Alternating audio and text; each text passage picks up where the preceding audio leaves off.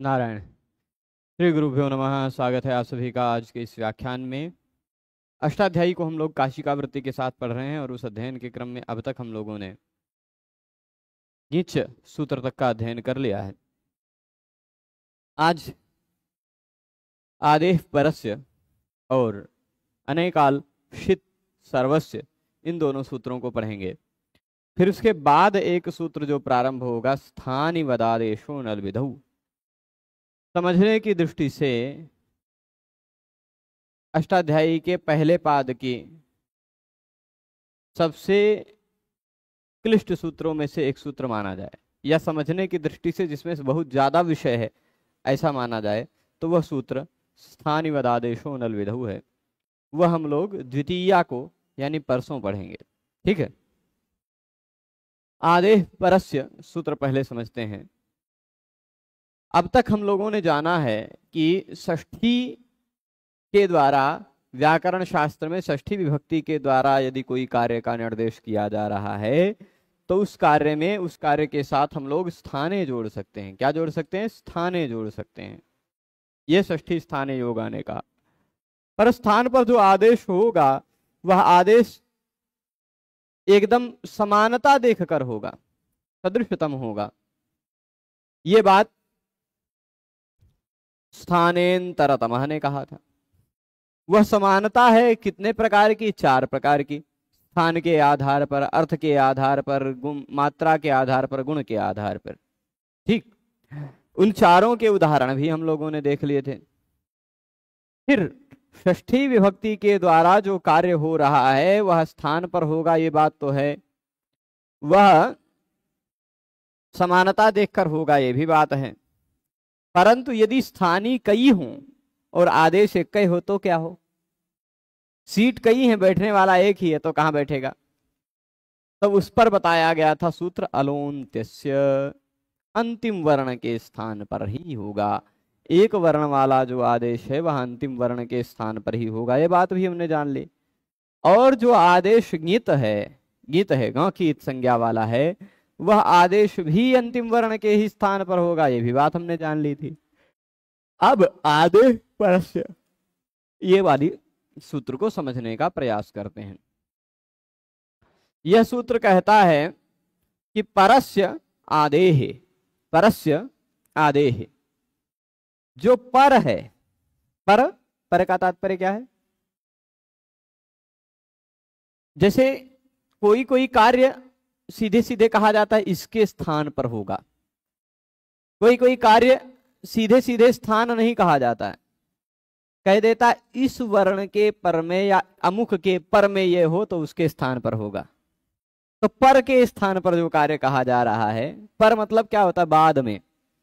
जैसे हम ऐसे कह सकते हैं यहां ई के पर में द है, द के पर में आ है, आ के पर में स है, स के पर में अ है, ऐसा कह सकते हैं, है ना? तो उस पर यानी बाद वाले के स्थान पर जो कार्य होता है उस कार्य को, वह कार्य कहां होगा, यह समाधान ये सूत्र बता रहा है। ये भी परिभाषा सूत्र ही है। कहता आदेश परस्य,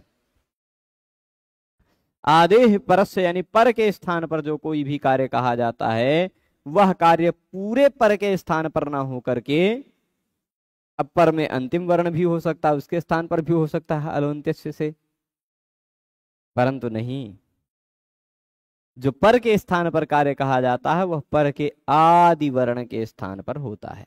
आदेश परस्य, परस्य यानी पर के स्थान पर जो कार्य हो रहा हो वह कार्य कहां होगा? पर का जो पहला वर्ण है उसके स्थान पर होगा। कल हमने इसका उदाहरण दिया था। वह उदाहरण यदि आपको ध्यान हो, यहां देख लीजिए, लिखा है आस उपवेशने धातु से लट प्रत्यय लगाया है हमने वर्तमाने लट सूत्र से। आस उपवेशने धातु है, ठीक। धातु क्या है? आस उपवेशने, बैठने अर्थ में। आत्मनेपदी धातु है। वर्तमाने लट सूत्र से जब हमने आस धातु के बाद लट प्रत्यय जोड़ा, आस धन लट, आस धन लट, ऐसा हुआ ना? किसी भी धातु की वर्तमान क्रिया को सूचित करने के लिए उस धातु के बाद लट प्रत्यय जोड़ा जाता है। आस मतलब बैठना, कोई व्यक्ति वर्तमान में बैठा हुआ है ऐसा हम कहना चाहें तो हम आस धातु के बाद लट प्रत्यय लगा सकते हैं, वर्तमान काल अर्थ। क्योंकि आस का मतलब बैठना है, बैठना सभी कालों में हो सकता है। हो सकता है मैं भविष्य काल में बैठूं, हो सकता है मैं भूतकाल में बैठा था, या ऐसा भी हो सकता है मैं वर्तमान काल में बैठा हूं। सभी काल हो सकते हैं ना।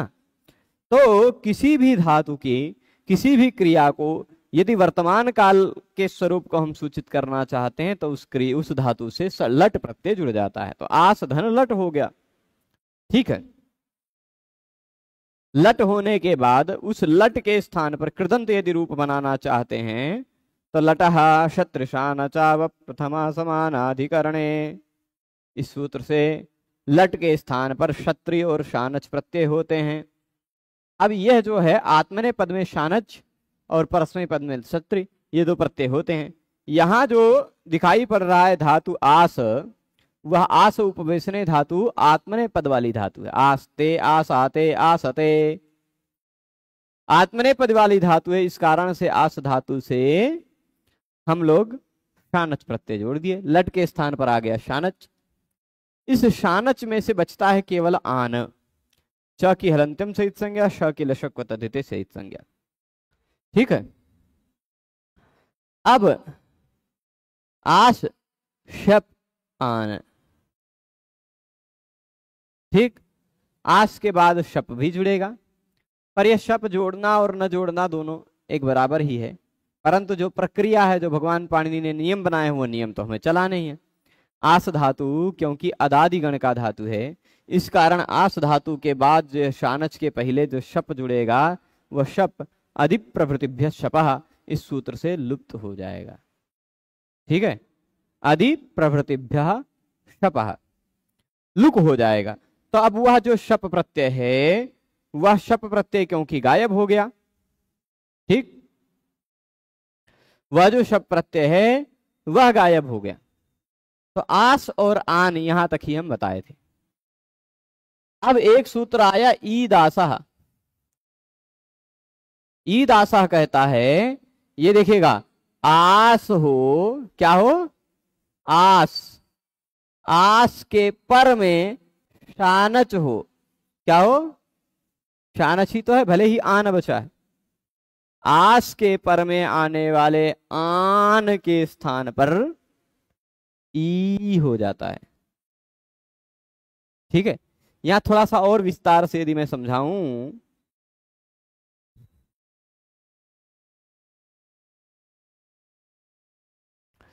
थोड़ा सा और विस्तार से यदि मैं बताऊं तो ऐसा कह सकते हैं। देखिए, ईदासः सूत्र में प्रसंग आ रहा है आने, आसः आने ईत, ये पूरा सूत्र होगा। आने मुख सूत्र से आने की अनुवृत्ति आ रही। आस के बाद आन हो तो ई हो जाता है। अब आस के बाद आन हो तो ई होता है। अब किसके स्थान पर हो, आने में लगा है सप्तमी, जहां सप्तमी लगा हुआ होता है कार्य उससे पहले के स्थान पर होता है, यानी आस के स्थान पर होना चाहिए।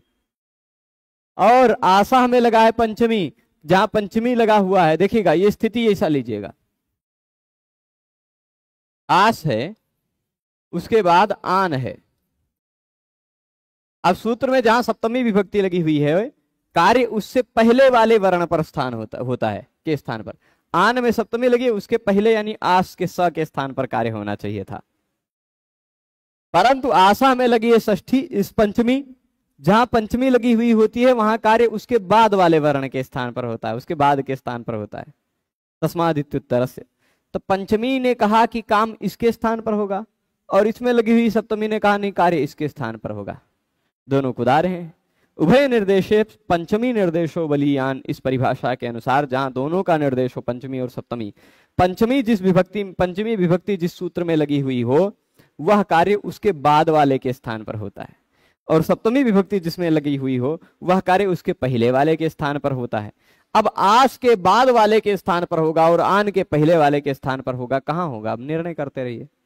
जहां न निर्णय हो, दोनों का निर्णय न हो, वहां पंचमी के निर्देश को ज्यादा बलशाली मान करके आस के बाद जो है उसके स्थान पर कार्य होगा, यही ज्यादा प्रमुख अर्थ हो जाएगा।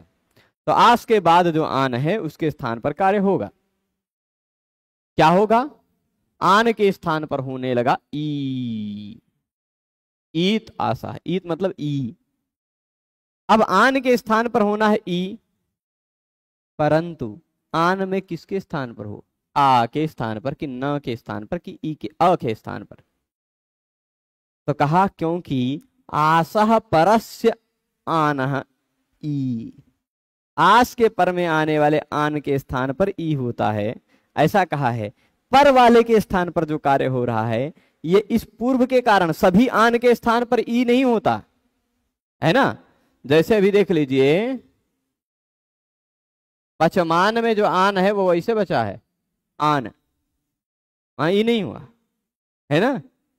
सभी आन के आ के स्थान पर ई नहीं होता, आस के बाद जो आन है उसके स्थान पर ई होगा। ईद आसह, ईद आसह, है ना। तो जो ये हो रहा आ के स्थान पर ई, आन के स्थान पर ई, वह आस के कारण हो रहा है। और आस के कारण हो रहा है यानी आस के पर में हो रहा है। पर के स्थान पर जो कार्य होता है वह पर के पहले वर्ण के स्थान पर होता है। यह आदेश परस्य ने कह दिया। तो उस कारण आन के आ के स्थान पर ई कर दिया हमने, बन गया आसीन। ठीक है, इस तरह से हमने यह जाना। यहां देखिएगा,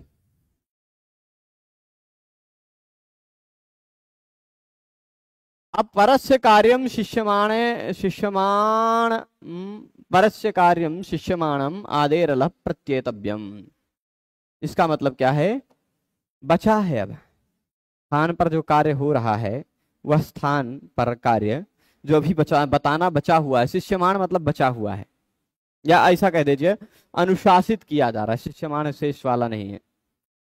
पर के स्थान पर कार्य करने को कहा जा रहा हो, शिष्यमाण है यानी अनुशासन किया जा रहा हो। सूत्रों के द्वारा अनुशासन ही होता है ना, शब्दानुशासन, शब्द का अनुशासन किया जाता है। अनुशिष्यन्ते शब्दाः अनेन इति शब्दानुशासन। तो शिष्यमाण हो यानी अनुशासन किया जा रहा हो, क्या? पर के स्थान पर कार्य, पर के स्थान पर कार्य का अनुशासन किया जा रहा हो तो वह कार्य आदेः अलः प्रत्येतव्यम, आदि वाले अल यानी वर्ण के स्थान पर होता है, ऐसा प्रत्येतव्यम मतलब समझना चाहिए, प्रतिगमन करना चाहिए, प्रतिज्ञान करना चाहिए, ऐसा समझना चाहिए मतलब ये। ठीक, तो अब प्रश्न उठा कि बताइए पर के स्थान पर कार्य करने को भला कौन कहता है? कहा कि पर के स्थान पर कार्य करने का उपदेश किया जा रहा हो, पर के स्थान पर कार्य करने का आदेश किया जा रहा हो तो वह कार्य आदि वाले वर्ण के स्थान पर होता है, ऐसा समझना चाहिए। तो प्रश्न उठाया क्या कि ये बताइए भला कहां पर के स्थान पर कार्य करने को कहा जाता है, शासन किया जाता है, अनुशासन किया जाता है कि पर वाले वर्ण के स्थान पर कार्य करो, ऐसा कहां कहा गया है, किस सूत्र में कहा गया है? तो कहा यत्र पंचमी निर्देशः, जहां कहीं भी किसी भी सूत्र में पंचमी विभक्ति लगी हुई है पाणिनीय व्याकरण में, वहां वह कार्य पर के स्थान पर ही होता है। उदा स्था स्तंभो पूर्वस्य। ठीक, और भी कई जगहों पर जहां पंचमी लगी हुई है, डह सिधुट डह, है ना, बहुत सारे ऐसे जगह जहां पंचमी विभक्ति लगी हुई है। तो जहां भी पंचमी का निर्देश किया गया है वहां कार्य पर वाले वर्ण के स्थान पर वाले के स्थान पर ही होगा। जहां भी पंचमी का निर्देश किया गया है वहां कार्य पर के स्थान पर ही होता। जैसे ईदासः, ईदासः में आसः शब्द में पंचमी लगी हुई है, पंचमी लगी हुई है तो आस के बाद वाले के स्थान पर कार्य होगा, ऐसा अर्थ निकलेगा। ठीक है, जहां कहीं भी पंचमी विभक्ति लगी हुई हो वहां कार्य बाद वाले वर्ण के स्थान पर ही होता है, बाद वाले वर्ण के या बाद वाले शब्द के स्थान पर। ठीक, इतनी बात समझ गए। अब इसके बाद देखते हैं उदाहरण दे रहे, आसीनो यजते, ईद आशा से आसीन कैसे बन गया वो हमने बना करके सिखा दिया है। आस शानच, आस आन, आन के आ के स्थान पर ही ई हुआ, पूरे आन के स्थान पर नहीं हुआ। क्यों? क्योंकि आदेह परस्य, आन जो है वह पर है, उस आन के स्थान पर कार्य कहा जा रहा है, तो आन के पहले वर्ण आ के स्थान पर ई हो जाएगा, ईन बन जाएगा, आसीन हो जाएगा। ठीक है। अब इसके बाद जंतर उपसर्गेभ्योपईत, जंतर उपसर्गेभ्यो अपईत, मतलब द्वि, अंतर और उपसर्ग। ध्यान दीजिएगा, यह सूत्र है 6397 निकाल लीजिएगा। सूत्र को मैं तोड़ करके यहीं से अर्थ बता देता हूं, क्योंकि आप लोग अब सूत्र को तोड़ करके अर्थ निकालना जान चुके होंगे। कई बार आपने देखा होगा, इसमें द्वि अंतर, द्व्यंतर बन जाएगा ना, द्वि अंतर उपसर्ग, अंतर ये हलंत वाला है और उपसर्ग, इन तीनों में सब पंचमी विभक्ति लगी है। द्व्यंतर उपसर्गेभ्यः, द्व्यंतर उपसर्गेभ्यः, यभ्यः प्रत्यय चतुर्थी और पंचमी में लगता है। यहां इस सूत्र में पंचमी विभक्ति से निर्देश किया गया है। मतलब द्वि अंतर और उपसर्ग के बाद भ्याह लगा है, मतलब बाद, ये पर है ना, वही अर्थ निकलता है। पंचमी का अर्थ पर है, यत्र पंचमी निर्देश, जहां भी पंचमी निर्देश किया गया वहां पर अर्थ होता है।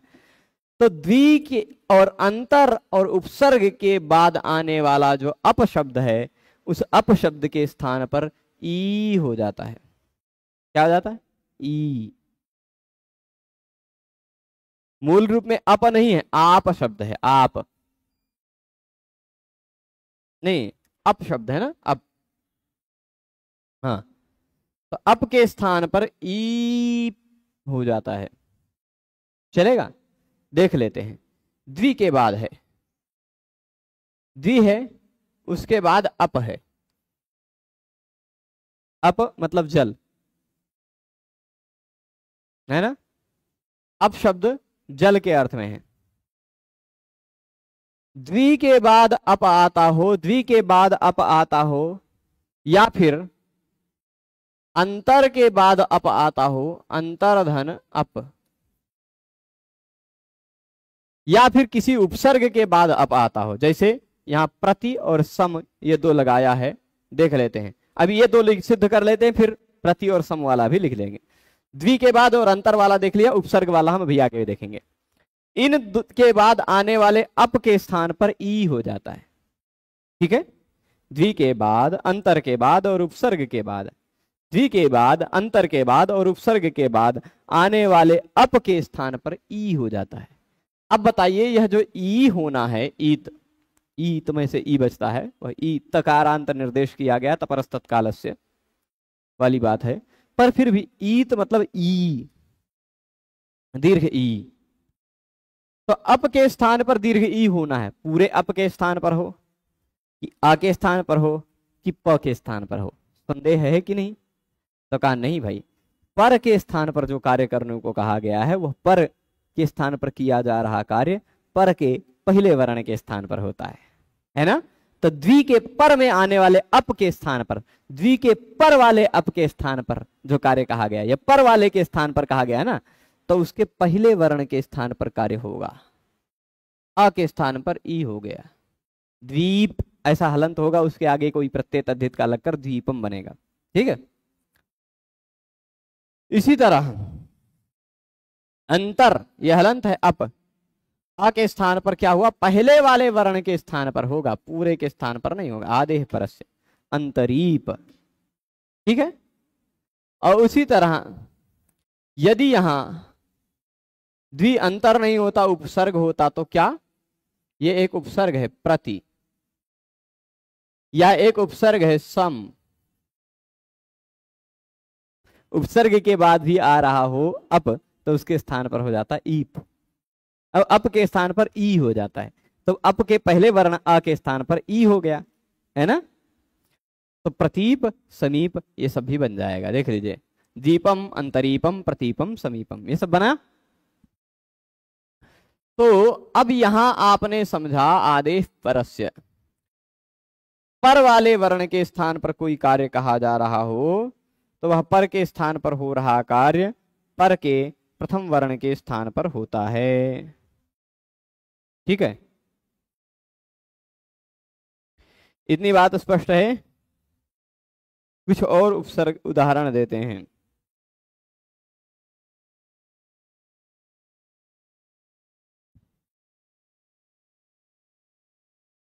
उद स्थान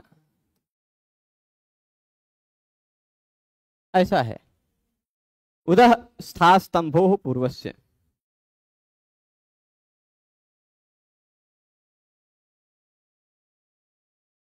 उभय निर्देशे पंचमे निर्देशो बलीयान। एक बार ये देखना पड़ेगा कि क्या बीज है उसके पीछे।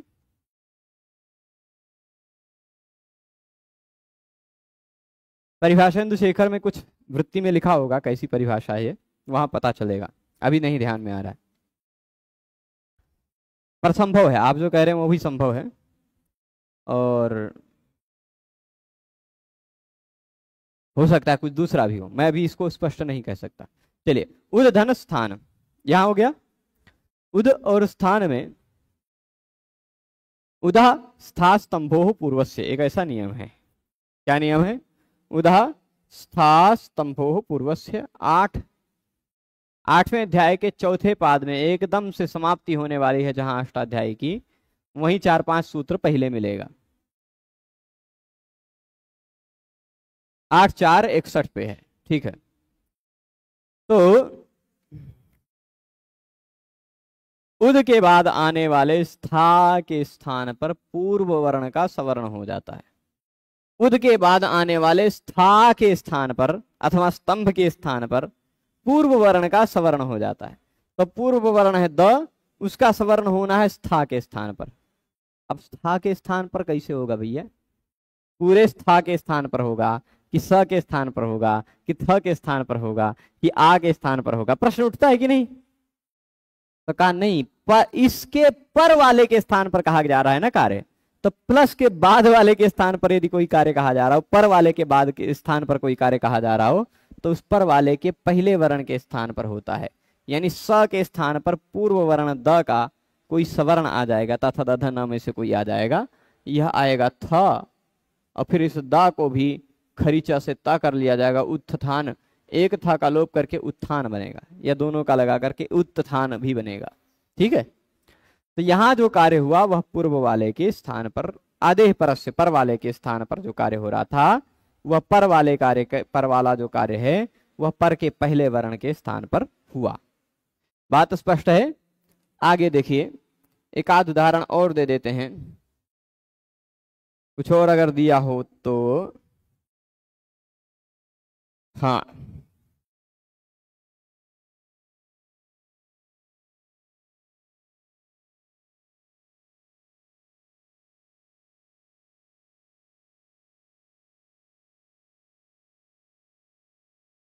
बेभिद्य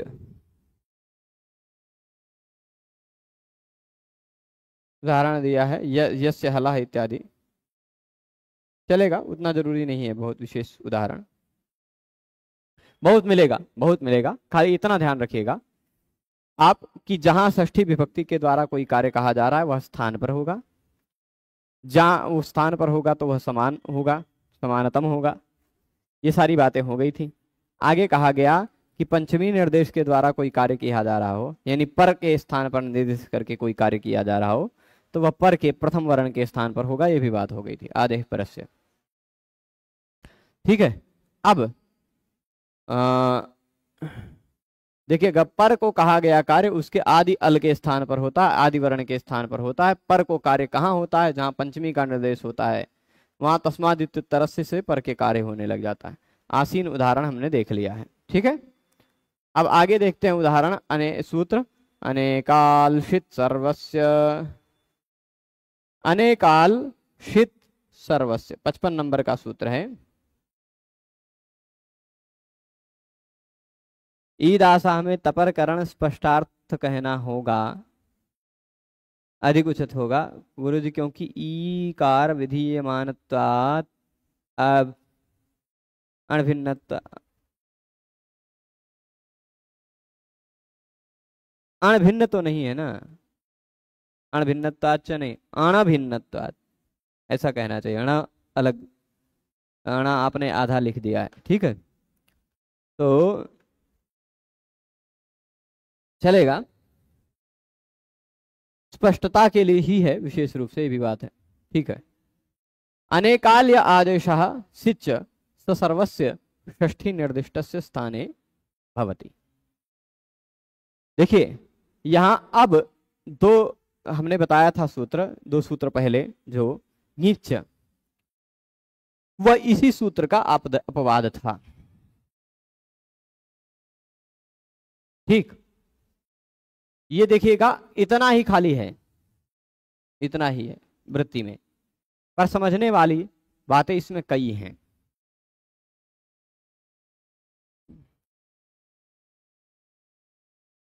अनेक वर्ण वाला जो है, अनेक वर्ण वाला जो आदेश होता है उसको कहते हैं अनेकाल। अल मतलब सभी वर्ण, वेद जी अल याद है ना अब, ठीक है। तो अल क्या है, जिसमें अनेक अल हो वह कहलाएगा अनेकाल। अनेक कोई भी वर्ण हो, मतलब एक ना हो, एक ना हो वह अनेक है ना, न जैसे जो घोड़ा ना हो, अश्व ना हो वह अनश्व है ना, तो नास्तिक ना हो, आस्तिक ना हो वह अनास्तिक, नास्तिक ना हो भी वो अनास्तिक ही होता है अनास्तिक अश्रद्धान, जो नास्तिक नहीं है वो भी अनास्तिक, जो आस्तिक नहीं है वो भी अनास्तिक, ऐसा अनास्तिक शब्द का प्रयोग किया जा सकता है क्यों? क्योंकि एक जगह अन आगे जुड़ जाएगा, एक जगह न अ आगे जुड़ जाएगा, चलेगा। तो हाँ मैं बता रहा था जो अनेक अल वाला है, अनेक अल वाला यानी जो एक वर्ण वाला नहीं है, एक से अधिक वर्ण वाला है, उसको कहा जाता है अनेकाल। क्या कहा जाएगा?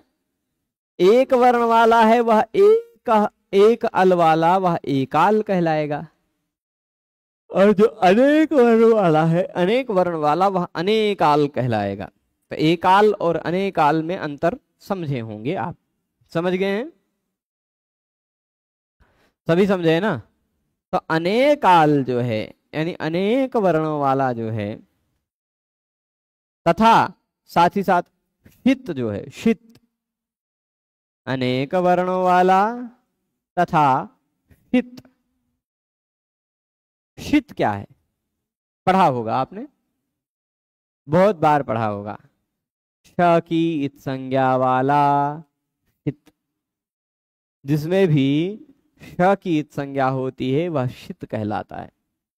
यहाँ शित मतलब प्रत्ययों की बात नहीं चल रही है, यहाँ शित आदेशों की बात चल रही है, आदेश के ही प्रसंग चल रहा है ना। तो श की इत संज्ञा जिसमें हो रही हो, ऐसा जो आदेश है वह शित है, ठीक है। और अनेक वर्ण हो जिसमें वह अनेकाल है। ये दो प्रकार के आदेशों के बारे में कह रहे हैं इस सूत्र में। देखिए आदेश जो है ना, आदेश, वह आदेश संभव है कि एक वर्ण वाला हो, वह आदेश संभव है कि अनेक वर्ण वाला हो। संभव है क्या? तो अब ये बताइए कौन सा आदेश एक वर्ण वाला है, कौन सा आदेश अनेक वर्ण वाला, यह कैसे पहचानेंगे? उस आदेश को देखकर पहचानेंगे, है ना। जैसे अब देखिए अस धातु है, उदाहरण दे रहा हूं, यहां जो उदाहरण दिया वही हम लेते हैं, बहुत सारा और भी उदाहरण दूंगा मैं। अस धातु है, इस अस धातु को, इस धातु को बोलने जा रहा था, इस धातु को ऐसा बोला जा सकता था, लेकिन इस अस धातु को नहीं सोचे, लिखा है अस और बोल रहे इस अस धातु है, इस अस धातु को यदि हम आर्ध धातुक लकारों में प्रयोग करना चाहते हैं, यानी लट, लोट, लंग, विधिलिंग, इन चारों लकारों से अतिरिक्त किसी लकार में प्रयोग करना चाहते हैं, तो एक सूत्र है 2 4 52, निकाल लीजिएगा। 2 4 52, ठीक है। 2 4 52 जो सूत्र है, अस्तेर्भू, यहां पर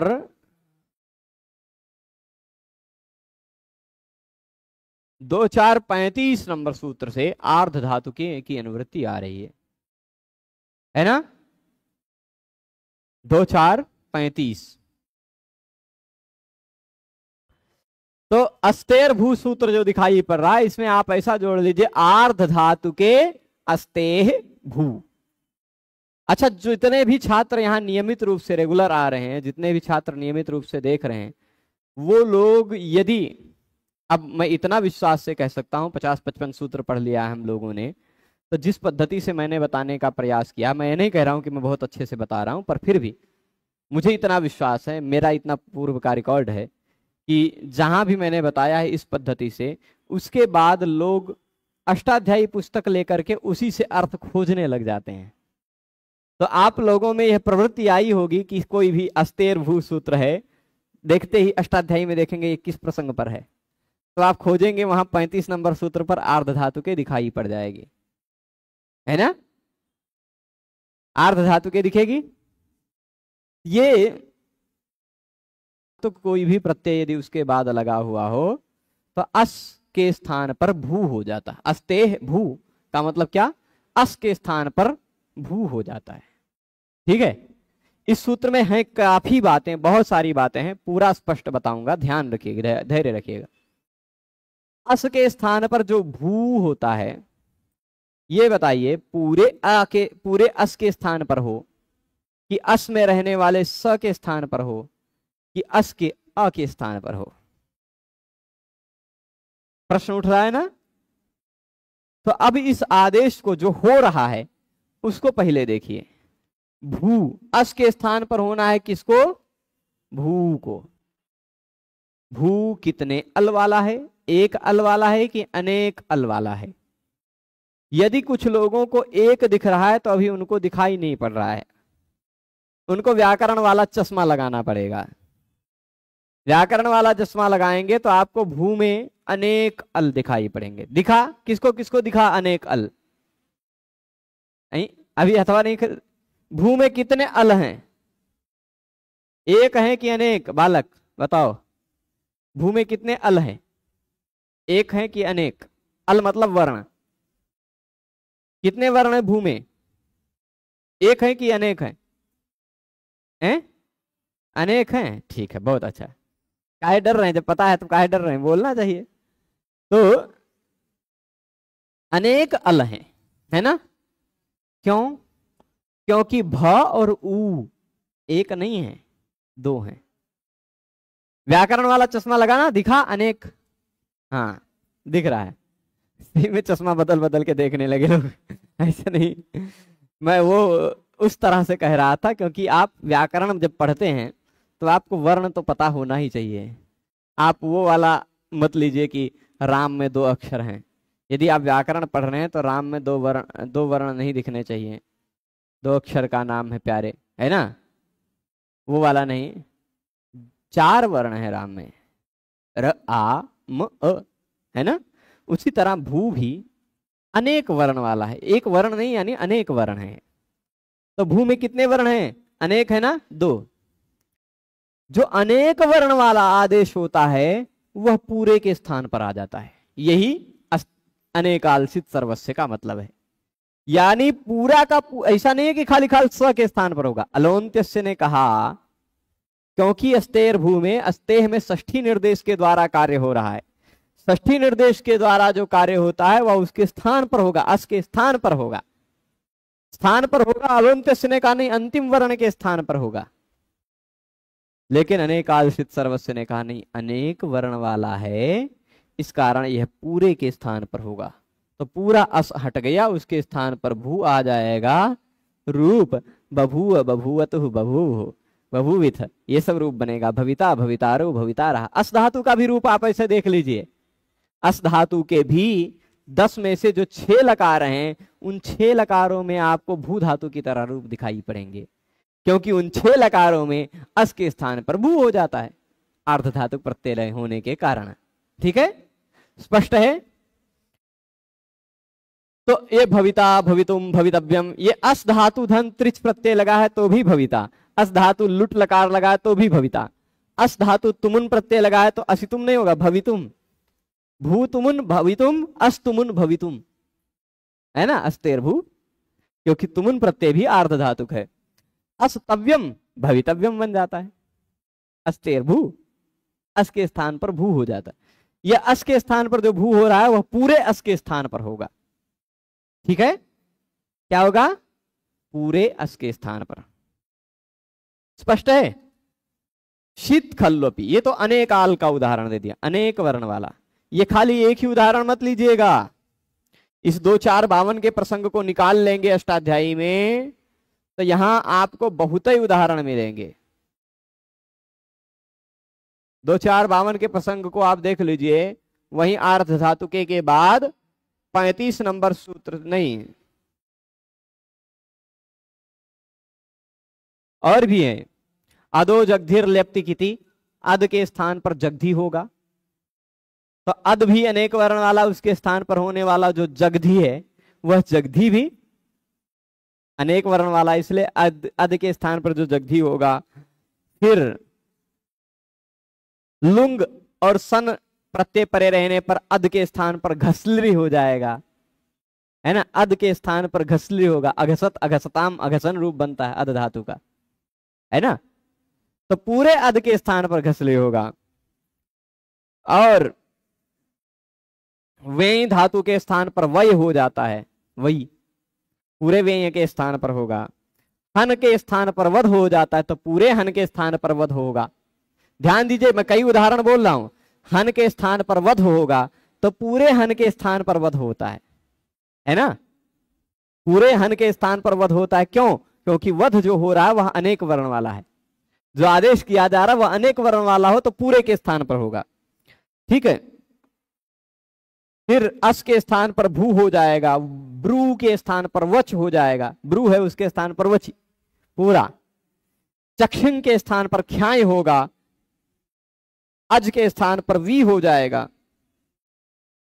ऐसे और भी है, पा घ्राद मा स्थाम ना दान दृश्यत इत्यादि सूत्र से पा के स्थान पर पिब, घा के स्थान पर जिघ्र, स्था के स्थान पर तिष्ठ, है ना, ये सब पढ़ा है।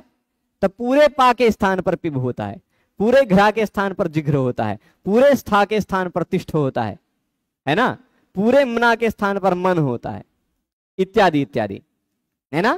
क्यों? क्योंकि जो आदेश किया जा रहा है वह अनेक वर्ण वाला है। ठीक है, इसे ही ऐसे ही ले लीजिए लट, ये लट इत्यादि में जो तिप्त जी इत्यादि हो रहा है ना। चलिए एक थोड़ा सा दिमाग और लगवाते हैं आप सबकी। अनेक वर्ण वाला आदेश होना चाहिए, ये देखना है आपको। आदेश कैसा होना चाहिए? अनेक वर्ण वाला। आप लंग लकार में देखते हैं प्रत्यय कौन सा है? तस। प्रत्यय कौन सा है? थस। प्रत्यय है थ और मिप। ठीक, ये 4 प्रत्यय लिख दिया मैं, तस, थस, थ, मिप। ठीक, ये तस, थस, थ, मिप जो है ये 4 प्रत्यय दिख रहे हैं। सूत्र आपने पढ़ा होगा, तस थस थमिपाम ताम तम त अम। ठीक, ये ताम जो है ये भी अनेक वर्ण वाला, इसलिए पूरे तस के स्थान पर आएगा। तम जो है वो भी अनेक वर्ण वाला, इसलिए पूरे थस के स्थान पर आएगा। आप भवतु भवताम बनाते हैं तस प्रत्यय में, भवतम भी बनाते हैं, अभवताम अभवतम भी बनाते हैं, है ना। अभवत भी बनाते हैं, भवत भी बनाते हैं, है ना। थ के जगह पे पूरे थ के स्थान पर ता हुआ, पूरे मिप के स्थान पर अम हुआ। क्यों? क्योंकि अनेक वर्ण वाले आदेश हैं। ठीक है, अब चलिए कुछ और उदाहरण देते हैं हम।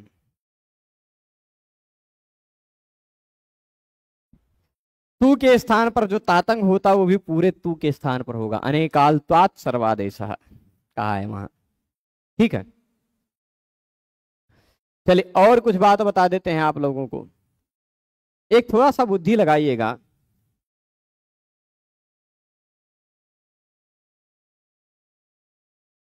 भू धातु है, लुट लकार है, उस लुट लकार में प्रथम पुरुष एक वचन में प्रत्यय लगा है तिप। ठीक, लुट लकार का कोई भी प्रत्यय हो, लुट लकार में प्रथम पुरुष में प्रत्यय है तिप, तस, झी, ये तीन प्रत्यय लुट लकार में हैं। चाहे त, आताम, झ, ये तीन प्रत्यय हैं प्रथम पुरुष के। तो एक सूत्र है लुटः प्रथमस्य डारौ रसः, लुटः प्रथमस्य डारौ रसः। अच्छा, एक व्यक्ति ऐसा कह रहा था इस सूत्र का कि पहला लोटा उसमें रस डालो, है ना, डारो रसा प्रथम से लुटा। तो लुट लकार में प्रथम पुरुष में प्रथम पुरुष के प्रत्ययों के स्थान पर डा रऊ रस हो जाता है। अब इस प्रथम पुरुष का जो प्रत्यय है तिप, उसके स्थान पर होना है डा। तस, उसके स्थान पर होना है रऊ। झी, उसके स्थान पर होना है रस। अब आप विचार कीजिए,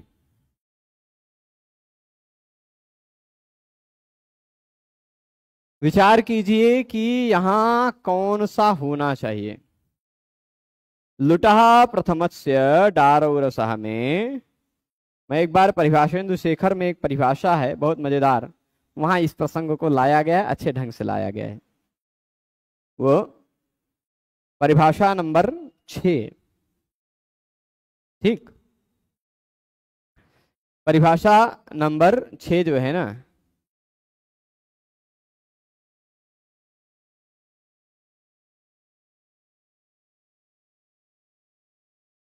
वहां बात की स्पष्टता दी गई है।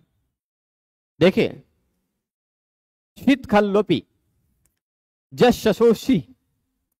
अच्छा, ये जो कोई भी जो आदेश है, थोड़ा सा स्पष्टता ध्यान दीजिएगा, अभी तक ये स्पष्टता मैंने नहीं दी है, ये ध्यान देखिएगा, धैर्य से सुनिएगा। कोई भी आदेश है, वह आदेश एक वर्ण वाला है कि अनेक वर्ण वाला है।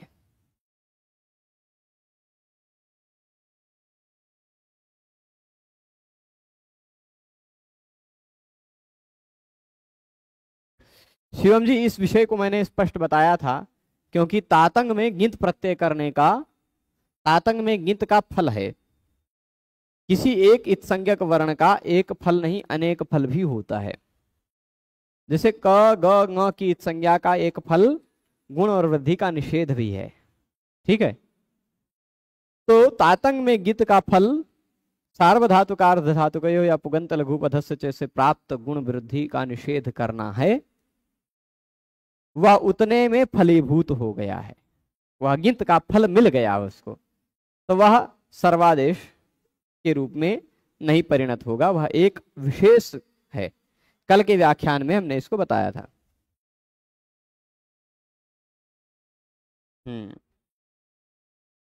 तो अब देखिएगा,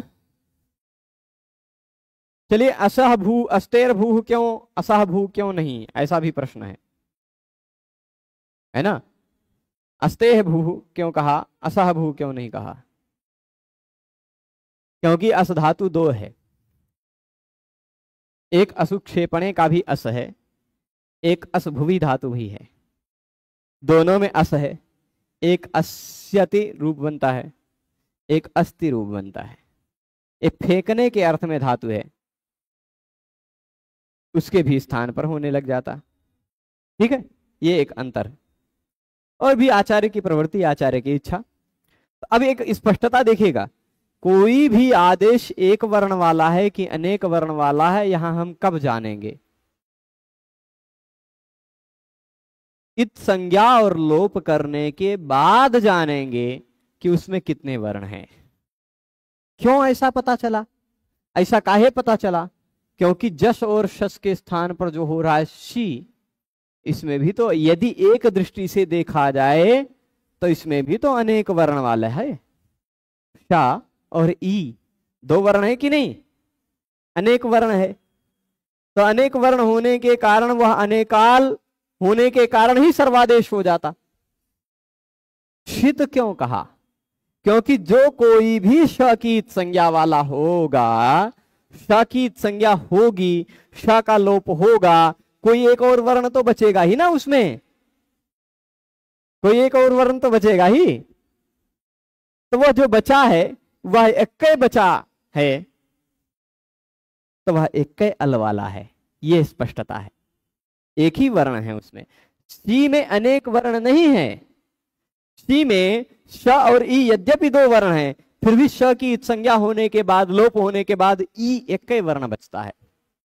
तो यह शी प्रत्यय कितने वर्ण वाला गिना जाएगा? एक वर्ण वाला। लोप करने के बाद ही हमें गिनना है। ठीक है, अभी आपको एक और मजेदार बात बताते हैं। आप लोग सोचेंगे ये तो धोखा हो गया, सोचेंगे धोखा नहीं है, वो पाणिनि भगवान की बुद्धि है, हम सबकी बुद्धि नहीं काम करेगी वहां। ठीक है, तो जश और शस के स्थान पर शी हुआ। ऐसे ही अष्टाभ्य औष एक है जो औष करता है। क्या करता है? औष। ये भी तो अनेक वर्ण वाला है। तो अनेकाल अनेकाल सर्वस्व खाली कह देते, शीत क्यों कहा? क्योंकि श की संज्ञा होने के बाद यह औ ही बचेगा, यह एक वर्ण वाला है। तो इस संज्ञा और लोप करने के बाद देखना है कि कोई एक वर्ण वाला है कि अनेक वर्ण वाला है। यह कहां पता चला? यह इसमें शीत ग्रहण करने के कारण ही पता चला। ठीक, शीत का ग्रहण किया है ना, श की संज्ञा होगी तो कोई और बचा रहेगा, तो वो पहले ही ऑलरेडी अनेकाल था। तो अनेकाल के साथ साथ सित इसलिए कहा, सित कहने से पता चल रहा है कि जो श की संज्ञा वाला होगा, श की संज्ञा के बाद जो वर्ण बचा होगा वह एक वर्ण वाला भी हो सकता है। एक के वर्ण बचा हो, है ना। तो शी जो है वह भले ही अनेक वर्ण वाला है, पर इत संज्ञा लोप होने के बाद एक वर्ण बचेगा, इसलिए सित ग्रहण किया। ठीक है, अब जरा ये बताइए डा प्रत्यय कितने वर्ण वाला है? यह डा जो आदेश हो रहा है यह कितने वर्ण वाला है? कैसे भैया? जब हम सब कहे कि शी एक वर्ण वाला है तो डा कितने वर्ण वाला है? क्योंकि शी में श की संज्ञा और लोप हो जाएगा ना, तो ई ही बचेगा, एक ही वर्ण। तो उसी तरह डा में भी ड की संज्ञा हो जाएगी और लोप हो जाएगा, तो एक ही वर्ण बचेगा, है कि नहीं? आ स्पष्ट है। रऊ अनेक वर्ण वाला है। ठीक है, रऊ से हमको कुछ नहीं लेने देना है, र में किसी की संज्ञा नहीं होगी, तो हम पूरे तस के स्थान पर रऊ कर देंगे, कोई दिक्कत नहीं। रस में भी अनेक वर्ण है क्योंकि स की संज्ञा होनी नहीं है, तो ये पूरे झी के स्थान पर रस कर देंगे, कोई दिक्कत नहीं है। परंतु क्योंकि ड में से ड की संज्ञा संभव है, डा में से ड की संज्ञा संभव है, इस संज्ञा और लोप होने के बाद उसमें एक ही वर्ण बचता है, तो एक वर्ण वाला है, यानी अनेक वर्ण वाला नहीं है। पूरे तिप के स्थान पर ना होकर के केवल प के स्थान पर होना चाहिए था। ऐसे प्रश्न उठ रहे हैं कि नहीं? क्योंकि ये तो अनेकाल है नहीं। पर अब हम आपको थोड़ी सी मजेदार बात बताने जा रहे हैं, ये अनेकाल है, अनेक वर्ण वाला है। कहेंगे कैसे? आप कह रहे हो शी एक वर्ण वाला है क्योंकि संज्ञा और लोप करने के बाद देखना है कितने वर्ण हैं, और आप कह रहे हो डा एक अनेक वर्ण वाला है। काहे? दोनों में एक जैसी बात है ना। शी में श की संज्ञा होने पर ई बचता है, डा में ड की संज्ञा होने पर आ बच रहा है, तो एक कैसे एक वर्ण वाला और एक कैसे अनेक वर्ण वाला, ये कैसे? डा में से अब जरा ये ध्यान दीजिए, अब आपको समाधान देने जा रहे हैं, थोड़ा सा बुद्धि लगेगा। 1 3 6 या 7, 1 3 7 निकाल लीजिए सूत्र। 1 3 7 नहीं, छुटू 1 3 7 नंबर सूत्र है। कौन सा सूत्र? ये छोटा सा है, चुटू सूत्र है ना, चुटू। जरा इस सूत्र से 2 सूत्र पहले देखिएगा। इस सूत्र से 2 सूत्र पहले 2 नंबर सूत्र में, यहां पूरा चुटू सूत्र को मैं पूरे चुटू सूत्र का, छोटे से चुटू सूत्र है उसका अर्थ बहुत बड़ा है, ठीक, थोड़ा सा चुटू सूत्र है छोटा सा, लेकिन उसका अर्थ बड़ा है। तो ध्यान दीजिएगा, टू है ना, चुटू है, परंतु यहां पर एक पिछला सूत्र है सह प्रत्ययस्य, वहां से प्रत्ययस्य का प्रसंग आ रहा है ना, प्रत्ययस्य का प्रसंग आ रहा है कि नहीं? और उससे जस्ट पहले सूत्र है आदिर इंटू डवाह, वहां से आदि ही का प्रसंग आ रहा है ना। और इस सूत्र में चुटू तो है ये है, और 2 नंबर सूत्र से इत का प्रसंग आ रहा है, उपदेशे जनुनासिक इत। तो प्रत्यय का ध्यान दीजिएगा, प्रत्यय का पहला वर्ण यदि चवर्ग हो और टवर्ग हो तो वह इत होता है, यह चुटू सूत्र का अर्थ है। प्रत्यय का पहला वर्ण चवर्ग और टवर्ग हो तो उसको इत कहा जाता है, ना, उसकी इत संज्ञा होती है। अब जरा ये बताइए, डा क्या है? प्रत्यय है? डा तो प्रत्यय नहीं है, डा तो आदेश है ना, डा तो आदेश है ना। तो इस डा में से ड की इत संज्ञा आप कैसे कर लोगे भाई? जब हो रहा है तब तक वह आदेश के रूप में है, होने से पहले वह आदेश के रूप में है, आदेश के रूप में है। आदेश में से ड की इत संज्ञा हो ही नहीं सकती चवर्ग टवर्ग की, आदेश में थोड़े ना होती है। प्रत्यय में पहले वर्ण के रूप में आने वाले चवर्ग टवर्ग की इत संज्ञा होती है ना। तो ये प्रत्यय थोड़े ना है, ये तो आदेश है, आदेश में ड की इत संज्ञा हो नहीं पाएगी, यानी इसमें भी अनेक वर्ण है, ठीक है ना, इसमें भी अनेक वर्ण है।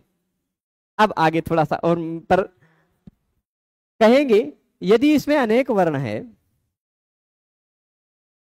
यदि इसमें अनेक वर्ण है तो फिर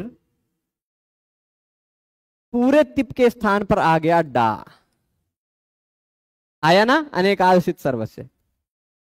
अब जो प्रधानमंत्री की कुर्सी पर बैठेगा वो प्रधानमंत्री ही रहेगा ना, पर बैठने से पहले थोड़े ना प्रधानमंत्री था। तो जब तक डा आया नहीं था तब तक वो प्रत्यय नहीं था, पर डा तिप के स्थान पर बैठ गया तो प्रत्यय के स्थान पर बैठ जाने के कारण प्रत्यय बन गया, है ना, समझ गए? जब प्रत्यय के स्थान पर डा बैठ गया तो प्रत्यय बन गया। अब ये प्रत्यय बन गया तो इसके पहले वर्ण की संज्ञा करके आ बना लेंगे, ठीक है, ये है बात, समझ गए हैं ना, कि जो अनेक वर्ण वाला है वह सबके स्थान पर ही होगा, पूरे के स्थान पर ही होगा। डा भी अनेक वर्ण वाला है, पर समझना है आपको कैसे है, क्योंकि वो प्रत्यय थोड़े ना है, आदेश है, आदेश में से ड की इत संज्ञा हो नहीं पाएगी, ड की इत संज्ञा हो नहीं पाएगी तो अनेक वर्ण वाला है, अनेक वर्ण वाला है तो पूरे तिप के स्थान पर बैठ जाएगा, और पूरे तिप के स्थान पर बैठेगा तो अगला सूत्र जो हम पढ़ने वाले हैं ना, अगला जो सूत्र पढ़ने वाले हैं ये स्थानी वदादेशो नल विधौ, आदेश जो होता है वह स्थानी के समान होता है। आदेश मतलब जो डा आया है वह स्थानी यानी तिप के समान होता है। तो डा जो आया वह तिप के समान है, यानी तिप प्रत्यय था तो डा भी प्रत्यय बन गया, है ना, प्रत्यय बन गया तो उसका डा की इत संज्ञा हो गई चुटू, तब चुटू काम कर जाएगा। आदेश था तो चुटू काम नहीं कर पा रहा था, समझ गए? अब चलिए, ये कुछ हमने अनेकाल के उदाहरण दे दिए। एक स्तिपौ धातु निर्देश यह सिद्धांत है, धातु निर्देश में एक अथवा स्तिप प्रत्यय का आचार्य करते हैं, अन्यथा कथनचित अस के स्थान पर सूत्र की प्रवृत्ति होने लगती। ठीक है, बिल्कुल। हाँ, अब यहां देखिएगा, कुंडानी तिष्ठन्ति कुंडानी पश्य, ये शी का उदाहरण दे रहे हैं। अनेकाल हो गया, अनेकाल जो अनेक वर्ण वाला है वह पूरे के स्थान पर होता है, अंतिम के स्थान पर नहीं। जो अनेक वर्ण वाला नहीं है वह अंतिम के स्थान पर कर लीजिए, जो गा की संज्ञा वाला है वह अंतिम के स्थान पर कर लीजिए। ठीक है, किसके किसके स्थान पर आएगा वो ध्यान रख लीजिएगा। गा की संज्ञा वाला है तो अंतिम के स्थान पर, एक वर्ण वाला है तो अंतिम के स्थान पर अनेक वर्ण वाला है तो पूरे के स्थान पर, छ की संज्ञा वाला है तो पूरे के स्थान पर। ठीक है, और यदि पंचमी निर्देश के द्वारा किया जा रहा है तो पर वाले के पहले के स्थान पर, आदेश परस्य। ठीक है, अब चलिए ये श की संज्ञा वाले शीत का उदाहरण भी जान लेते हैं। अनेकाल तो हमने जान लिया, कई उदाहरण बता दिए, शीत के उदाहरण देते हैं। नपुंसक लिंग में शब्द है वन, फल, कुंड इत्यादि शब्द, कुंड लिया है तो कुंड ही ले लेते हैं, है ना। हम वन लिखने जा रहे थे पर चलिए कुंड लिखते हैं। शब्द क्या है? कुंड। इस कुंड शब्द के बाद जस प्रत्यय लगा है अथवा शस प्रत्यय लगा है, चलेगा। कुंड के बाद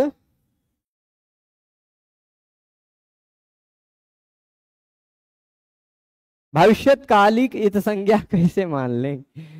जब तक वह आदेश स्वरूप में है तब तक उसमें इत संज्ञा नहीं है, यही विचार किया गया है परिभाषेंदु शेखर की व्याख्या में। जब तक वह आदेश के रूप में है तब तक, यहां देखिए परिभाषेंदु शेखर में लिखा है डादि विषये तो सर्वादेशत्वं बिनानुबंधत्वस्यैव अभावेन आनुपूर्व्यात् सिद्धम, डादि विषय तो। ठीक है,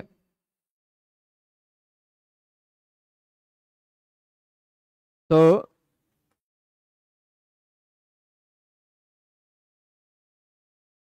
ड आदि के विषय में जो सर्वादेश किया गया है, सर्वादेश के बिना अनुबंधत्व, ड आदेश के बिना अनुबंधत्व रहेगा ही नहीं उसमें। आदेश जब करेंगे तब तो अनुबंध बन पाएगा, क्योंकि आदेश होगा तब वह प्रत्यय बनेगा। आदेश हुआ तब तो स्थानिवद आदेश बना, तो प्रत्यय बनने के बाद फिर उसमें ऐसे बहुत सारे कार्य मिलेंगे व्याकरण में, आपको मजेदार मिलेंगे। ठीक है, तो आदेश क्रियमाण है तब तक वह प्रत्ययत्व को नहीं धारण करता है। कृत जो आदेश है वह अपने गुण को, अपने स्थानीय के गुण को धारण कर लेता है। ठीक है,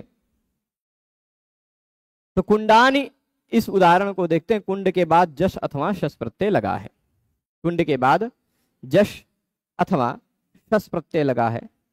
कुंड शब्द कैसा है? नपुंसक लिंग शब्द है। कैसा शब्द है? नपुंसक लिंग, वन, फल, मित्र इत्यादि शब्दों की तरह। नपुंसक लिंग शब्द के बाद आने वाले जश और शस, इन दोनों प्रत्ययों के स्थान पर हो जाता है शी। सूत्र है 7 1 20, वह कहेगा कि जश हो चाहे शस हो, उन दोनों के स्थान पर हो जाता है शी। अब शी जो है ना, शी कितने वर्ण वाला है? शी कितने वर्ण वाला है? एक वर्ण वाला है कि अनेक वर्ण वाला है? कहेंगे कि अनेक वर्ण वाला है। नहीं, ये श की इत संज्ञा होने के कारण इसमें श की इत संज्ञा संभव है, इसलिए यहां हमने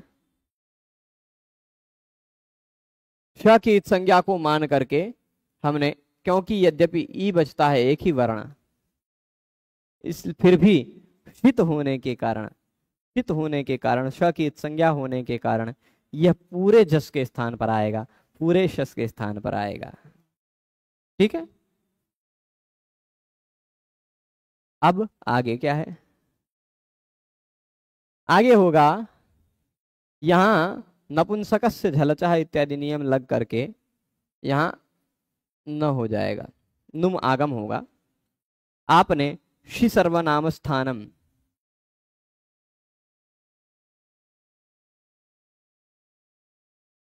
बिल्कुल ये बात कह रहे हैं कि जशों में शी में भी शी आदेश है, उसको भी भविष्यकालीन इत संज्ञा मानी गई है। बिल्कुल अच्छा विषय है। शी जैसे डा में ड को हम इत संज्ञक माने कब, जब वह प्रत्यय के स्वरूप में आ गया तब, वैसे ही जश और शश के स्थान पर जो शी हो रहा है वह होने के बाद ही प्रत्यय बनेगा, और प्रत्यय बनने के बाद ही उसमें इत संज्ञा होगी। तो भविष्यकालीन इत संज्ञा को मान करके ही वहां हम शीत मानते हैं उसको, और वह सर्वादेश करते हैं। ठीक, अन्यथा शीत ग्रहण बेकार ही होगा। बिल्कुल ठीक है, इस विषय में चिंतन करेंगे, और कुछ यदि निकल कर आता है तो बताएंगे। पर डा के विषय में हमने परिभाषेन्दु शेखर में डादि विषय हेतु सर्वादेशत्व वाला जो पक्ष था वह पढ़ा था, हमने वही बताया। ठीक, अब देखिएगा कुंडन ई है। यहां आपने एक सूत्र पढ़ा होगा 1:1:42 पर कि सर्वनाम स्थानम पढ़ा था। जो ये शी है वो सर्वनाम स्थान है। सर्वनाम स्थान प्रत्यय परे रहने पर या जो नुम हुआ है उसके नकारांत की उपधा को दीर्घ हो जाता है ना, तो कुंडानी बन जाएगा इस तरह से। ठीक है, इसी तरह फलानी वनानी कुंडानी तिष्ठन्ति कुंडानी पश्य, ये दोनों जगह जस के स्थान पर भी शी हुआ, शस के स्थान पर भी शी हुआ। ठीक है, तो अब यहां देखिएगा षष्ठी निर्दिष्ट को जो अनेकाल व शीत आदेश कहा गया है वह संपूर्ण षष्ठी निर्दिष्ट के स्थान पर होता है। संपूर्ण षष्ठी निर्दिष्ट जो है उसके स्थान पर होता है। व्याकरण शास्त्र में दो प्रकार के आदेश बताए गए हैं, दो प्रकार के आदेश, एक वर्ण वाला, दूसरा अनेक वर्ण वाला। आचार्य ने इन सभी को अनुबंधों के आधार पर वर्गीकृत करते हुए इनकी व्यवस्था 3 सूत्र द्वारा की गई है। सामान्यतः एक वर्ण वाला आदेश स्थानीय के अंतिम वर्ण के स्थान पर होता है, अलून्त्यस्य सूत्र में बता दिया। गीत है, चाहे एक वर्ण वाला हो चाहे अनेक वर्ण वाला हो, वह सर्वदा अंतिम वर्ण के स्थान पर ही होता है, उसके लिए गिंच सूत्र है। यहाँ गलती से डिच्च रह गया, गिंच पढ़िएगा इसको। लोट लकार में तू तथा ही के स्थान पर मध्यम पुरुष एक वचन के स्थान पर विहित जो तातंग है वह गित होने पर भी संपूर्ण स्थानीय के स्थान पर होता है। ये विशेष बात है, तातंग के लिए वो हमने उसी में गिंच सूत्र के अंतर्गत ही चर्चा कर दी थी। शीत तथा अनेकाल जो है, गित अनेकालों को छोड़कर, अनेकाल मतलब अनेक वर्ण वाला, गित को छोड़कर आदेश जो है वह सर्व के स्थान पर होता है, जैसे अनेकाल शीत सर्वस्य। इतनी बातें हो गई। अब इसमें जो शीत का पक्ष है देखते हैं, यदि कुछ और हो इसमें तो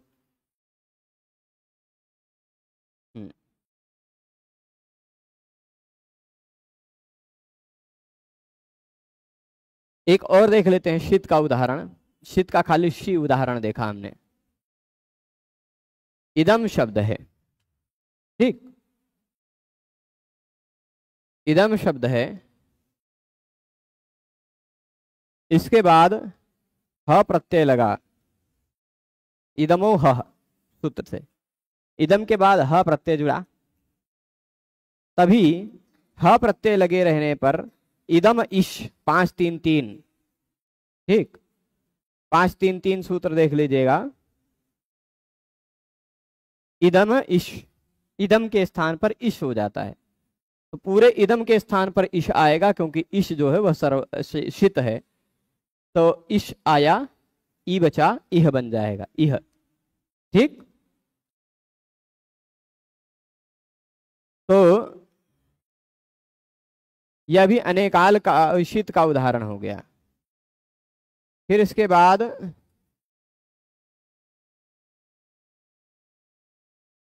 गिच्छ तथा अनेकाल में बाध्य बाधक भाव, अनेकाल शीत सर्वस्य का अपवाद रूप में है, और गित आदेश जो अनेकाल होता है वह एकाल होता है, वह अंतिम के रूप में ही होता है। बात आनंगृतो द्वंद्वे इत्यादि के में बताया गया, ठीक है। आदेह परस्य और अनेकाल शीत सर्वस्य में बाध्य बाधक भाव क्या होगा? आदेह परस्य सूत्र का भी बाधक के रूप में आता है यह, ठीक। जैसे आदेह परस्य के बाधक के रूप में भी आता है। जैसे उदाहरण आप देखिएगा, शब्द है अष्टन, उसके बाद औष,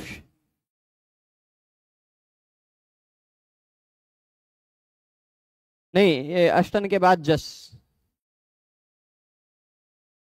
ठीक, अष्टाभ्य औष सूत्र लगा, अष्टन शब्द के बाद लगे हुए जस के स्थान पर औष हो जाएगा, तो पूरा औ जो आया पूरे जस के स्थान पर होना था। अष्टन के पर में जो जस है उसके स्थान पर होना था, तो पर के पहले वर्ण के स्थान पर होता तो ही चलता, परंतु आदेह परस्य ने कहा कि पहले वर्ण के स्थान पर होगा, पर अनेकालसित सर्वस्य ने कहा पूरे के स्थान पर होगा।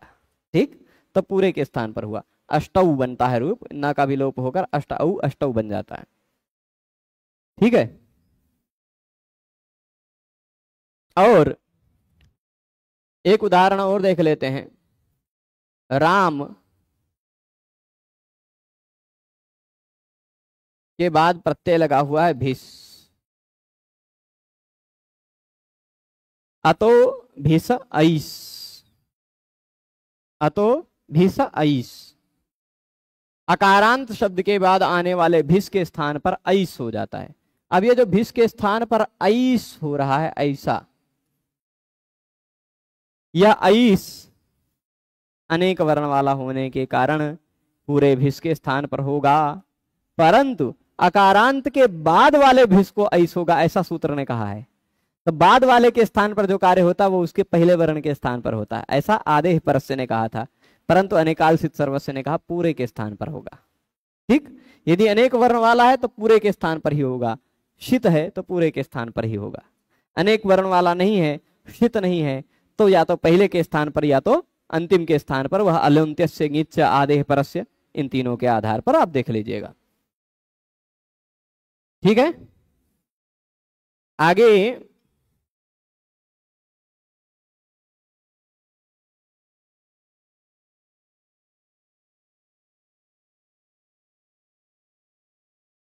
जसो उदाहरण, क्योंकि यहां एक बात ये देख लीजिएगा, शी जो उदाहरण दिया है ना, जसो शी, यहाँ काशी का व्याख्याकार ने वह उदाहरण थोड़ी सी लापरवाही में दे दी है।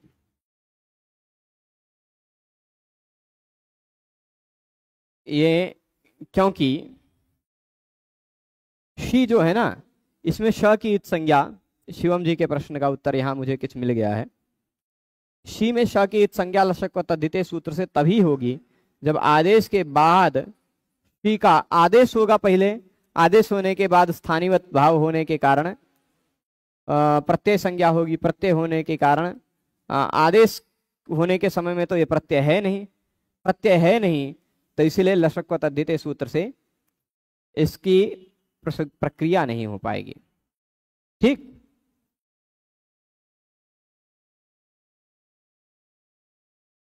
तो इसलिए वहां क्या है, जस के स्थान पर अनेकाल सित सर्वस्य, यहां सर्वादेश होगा अनेकाल होने के कारण सी में। ठीक है, तो सित का उदाहरण फिर कौन सा माना जाए?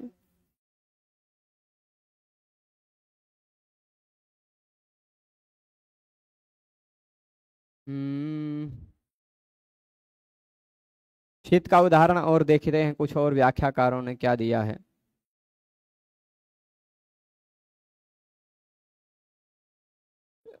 अष्टाभ्य औष इति, औष भी यद भी तो आदेश ही है, पर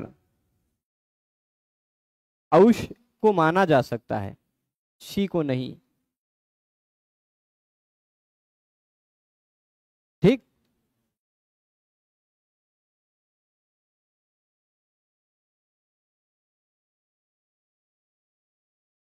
शीत का प्रत्याख्यान किया, पर फिर भी शीत का उदाहरण जो है ना औष वाला देना ज्यादा सही रहेगा, जो अष्टौ में दिया है। क्यों? क्योंकि उस वहां पर श की संज्ञा चाहे आदेश हो चाहे प्रत्यय हो, दोनों परिस्थिति में होता है। अंतिम वर्ण के रूप में आने वाले श की संज्ञा तो हलंतिम से होती है ना, वहां प्रत्यय होने की आवश्यकता नहीं है, तो वह चल जाएगा। ठीक है, तो ये थोड़ा सा प्रमाद हुआ है काशी का व्याख्याकार से, ऐसा भी माना जा सकता है सूत्र में यदि परिवर्तन न देखा जाए तो, भाष्यकार का पक्ष न देखा जाए तो। और भाष्यकार का पक्ष में, भाष्यकार के पक्ष में वहां उन्होंने तो सीधे सीधे शीत वाली बात को ही काट डाला है। ठीक है, उस पक्ष को हम लोग कल जानेंगे और उसको और थोड़ा सा विस्तार से जानते हुए कल नहीं परसों स्थानिवदादेशो नल विधौ सूत्र पर विस्तार करने का प्रयास करेंगे। स्थानिवदादेशो नल विधौ को समझने के लिए बुद्धि की एकाग्रता आवश्यक है, क्योंकि इस सूत्र को समझने के लिए आप सब में एकाग्रता चाहिए, और इस सूत्र को समझने के लिए मुझे भी एकाग्रता पर्याप्त चाहिए समझाने के लिए। इतने सारे पक्ष हैं इसमें, इतनी सारी बातें हैं, जिसको जितना देखते हैं बुद्धि में आएगा, जिस तरह पद्धति से भगवान हमसे बुलवाना चाहेंगे उस पद्धति से आप सबसे बताएंगे। ठीक है, तो चलेगा। अब आज इस व्याख्यान को यहीं रोकते हैं। सभी लोग जुड़े रहे उसके लिए सभी को बहुत बहुत धन्यवाद। हम आप सबसे पुनः मिलेंगे। एक बहुत बड़ी विशेष बात हुई है कि हमने जब YouTube पर पढ़ाना सबसे पहले प्रारंभ किया था, तो उसके पीछे का कारण हमारे कुछ मित्रगण थे। नया नया हमारे पास हाथ में टच मोबाइल आया था 2016 में। हमको पुरस्कार मिला था, अखिल भारतीय स्तर में द्वितीय स्थान प्राप्त होने पर 7,000 रुपया पुरस्कार मिला था। उसका मोबाइल खरीदे थे। मोबाइल आया नया नया हाथ में, तो व्हाट्सएप इत्यादि चलाने लगे थे, कुछ ग्रुप इत्यादि में जोड़ दिया गया था। वहाँ पर जोड़े जाने पर कुछ प्रश्न आते थे, तो उन प्रश्नों में से बहुत सारे प्रश्न ऐसे होते हैं जिनका उत्तर सीधे सीधे दिया जा सकता है लिख करके, पर बहुत सारे प्रश्न ऐसे होते हैं जिनका उत्तर हम लिख कर नहीं दे सकते, बोलना पड़ेगा, है ना। बहुत सारे प्रश्न ऐसे होते हैं। तो जब मैंने 2-4 प्रश्नों के उत्तर बोल करके बताए, तो उसी समूह में से कुछ लोगों ने ऐसी इच्छा व्यक्त की कि आप बहुत बढ़िया समझाते हैं, आप एक काम करें, रोज व्याकरण के एक एक सूत्र पढ़ा दिया कीजिए, ऑडियो में रिकॉर्ड करके भेज दिया कीजिए ग्रुप में। तो मैं वैसा प्रारंभ किया। फिर लगभग 38-40 सूत्र मैंने जब रिकॉर्ड कर करके, रोज एक सूत्र पर मैं बोलता था, ऑडियो रिकॉर्ड करके ग्रुप में भेज दिया करता था। 38-40 सूत्र हुए। देखिए, ग्रुप में जो मैसेज आते हैं वो सभी के सभी सुनते हुए हमेशा अनिवार्य नहीं है, पर नियमित रूप से भेजते हैं। तो कभी किसी ने 15वां भाग सीधे सुना, किसी ने 19वां सुना, किसी ने 35वां सुना, तो कहा भैया बहुत बढ़िया बता रहे हो आप, पहले भाग से हमें भेजो। अब उस 7,000 के मोबाइल में हम कितना संग्रह करके रखें कि सबके पास पहले से फिर से भेजते रहें। ग्रुप में से कई लोग मुझे और अलग अलग ग्रुपों में जोड़ते गए, और अलग अलग ग्रुपों में यही कहा जाता रहा कि पहले भाग से फिर से भेजिए। तो इस कारण अंततः यह निर्णय लिया गया उस समय 2018 में कि चलिए YouTube प्रारंभ करते हैं पढ़ाना, YouTube पर डालते हैं। फिर PPT इत्यादि के माध्यम से हमने सबसे पहले अष्टाध्यायी पढ़ाना प्रारंभ किया था। YouTube पर हमारे सबसे पहले व्याख्यानों में देखेंगे तो अष्टाध्यायी के सूत्रों के अनुसार चालू किया था। ऑडियो रिकॉर्ड करके चालू किया तो वहाँ 38 सूत्र पर रुक गया। फिर उसके बाद जब वीडियो शुरू किया तो 53 सूत्रों पर रुका। अब की बार बधाई हो कि उससे आगे हम 55 तक पहुंच गए हैं। वो 53 सूत्र की प्लेलिस्ट भी YouTube पर पड़ी है, वह आप PPT के माध्यम से मैंने समझाया था, मैं नहीं दिखाई पड़ता था। शुरुआती समय के वीडियो हैं। उस समय मेरे पास खराब लैपटॉप था, बहुत ज़्यादा अच्छा नहीं था, उसकी बैटरी भी बहुत ज़्यादा नहीं चलती थी, गांव में लाइट नहीं होती थी। दूसरे गांव में जाके लैपटॉप रिकॉर्ड करते थे, नियम था प्रतिदिन एक वीडियो डालना है। दूसरे गांव में जाके लैपटॉप चार्ज करते थे, फिर खेत वोत में बैठ के बनाते थे, क्योंकि 1-2 वीडियो बनाए थे अपने घर के पर। तो घर के सामने से कभी ट्रक गुजर रहा है, कभी ट्रॉली गुजर रही है, कभी कुछ गुजर रहा है, टी पू ये सब आवाज़ आ जाती थी। तो खेत में अंदर जाके बैठ के बनाते थे वीडियो। ऐसा ऐसा करके किसी तरह वो पढ़ाए थे 53 सूत्र। पर उसके बाद फिर डब्बा जी हमारे खराब हुए तो रुक गया, और उसके बाद फिर वो ऐसा समय नहीं मिला कि उसको पूरा किया जाए। पर भगवान ने चाहा तो ये अष्टाध्यायी का क्रम पूरा होगा, चाहे जैसे पूरा होगा पर पूरा होगा। देखिए किस तरह से, किस पद्धति से, कहाँ मेरी वर्तमानता के आधार पर भगवान इसको पूरा करवाना चाहते हैं वो भगवान जाने, पर इच्छा तो यह है कि ये पूरा करना। ठीक है, सभी लोग पूरे व्याख्यान में जुड़े रहे उसके लिए सभी को बहुत बहुत धन्यवाद। नमो नमः।